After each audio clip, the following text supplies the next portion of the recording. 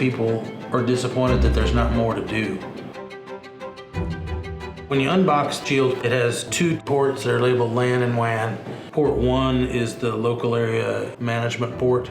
We also have an emergency remote management, and that plugs into port 2.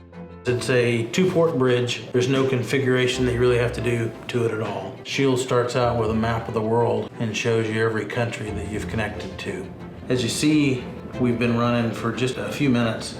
Traffic to Russia, UK, Netherlands, Switzerland. We have a master list of good and bad domain names and host names, about 4 billion. And then we also have the master list of all IP addresses in the world and which ones are evil and which ones are good. And then we have a bunch of AI that adds behavioral analytics on top of that.